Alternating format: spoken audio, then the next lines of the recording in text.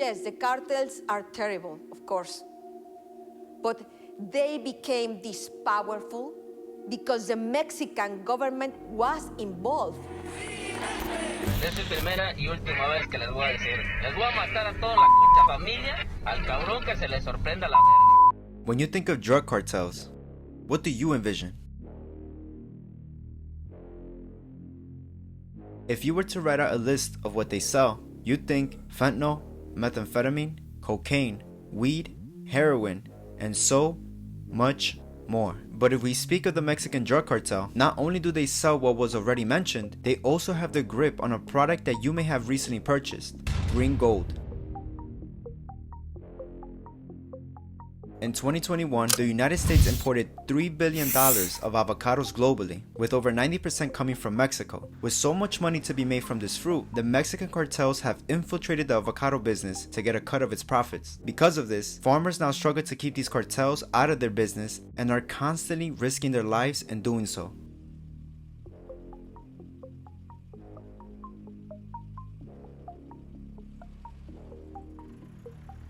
Nos hacen muchos males, pero a mí me mataron a mi nuera, me mataron a mi nieto, nos quemaron las casas.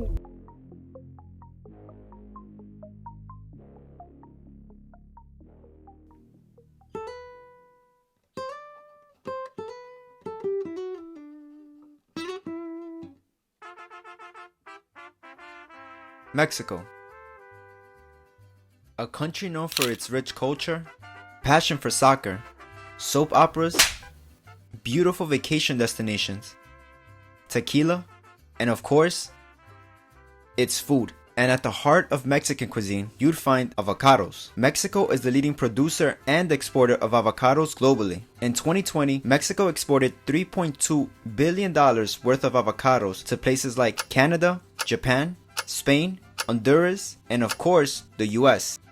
Since the beginning of the millennium, avocado consumption has grown tremendously. The United States is the largest importer of avocados from Mexico. Every week, 60 million pounds are imported just to fulfill the demand. And a big contributing factor to the high demand is the fact that the consumption of this fruit has gone mainstream. So much so that over 100 million pounds of avocados are now consumed on Super Bowl Sunday alone. And where are all these avocados coming from? A state located in the western hemisphere of Mexico called Michoacán. Michoacán is the central hub of Mexican avocado production, and because of the perfect soil and growing conditions, it's the only location in the world where avocados can bloom 365 days out of the year. The billions of dollars this green gold brings into the Mexican economy is ahead of both tequila and beer. This fruit has helped the state of Michoacán thrive by giving the locals a way to support their families. But with the growing cartel crisis in Mexico, things have turned against the farmers. Back in 2006, the then president of Mexico, Felipe Calderón, announced the war on drugs. Y esa es precisamente la razón por la cual el gobierno federal combate con toda la fuerza del Estado a la delincuencia organizada. With this, he sent the Mexican federal police and armed forces out to the streets to take down the cartels. This act led to the cartels forming smaller groups in order to continue their business. The only thing now was to seek new ways to bring in an income besides drug trafficking. And with the high profits that avocado was bringing in for the state of Michoacán, it seemed like the perfect opportunity for the cartel groups who control the area. Not only will this diversify the legal business portfolio and allow them to launder their money, it also helps them keep afloat since they no longer belong to large cartels. While this is a great thing for cartels, how does this affect the farmers?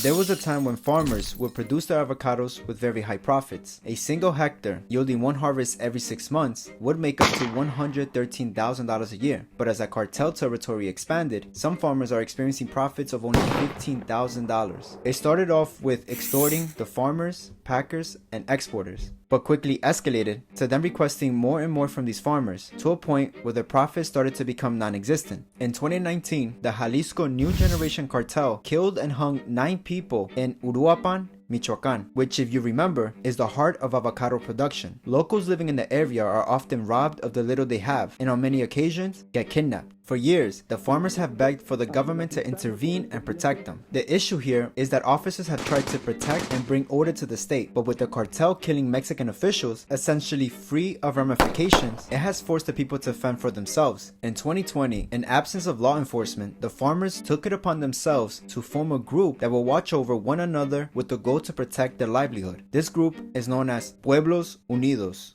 They're estimated to have close to 3,000 members who, armed with their AR-15 rifles, take turns patrolling checkpoints to guard against thieves and cartel extortionists. But even then, they run the risk of ending up like many others who did not comply. ¿Tienes miedo que te mate? Sí.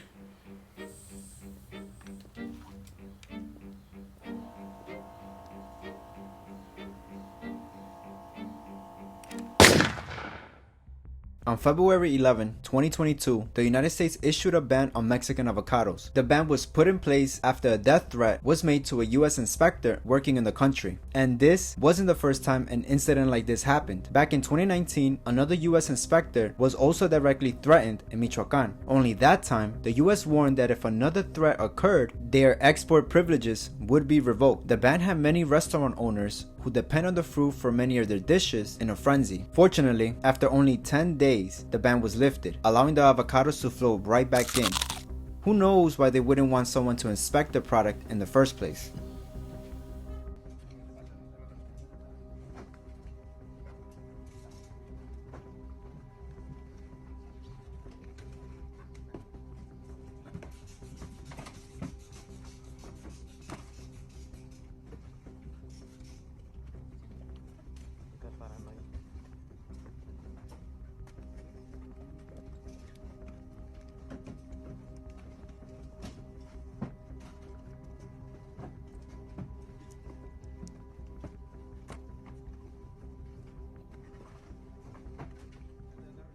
As demand continues to grow in the US and other countries, Mexico, without a doubt, will continue holding dominance as the world-leading avocado exporter. And as long as there are billions of dollars involved, expect the Mexican cartels to continue to terrorize the producers. Until the government steps up to protect its citizens, it will continue to be a common sight of armed vigilantes with AR-15s protecting themselves. Who knows?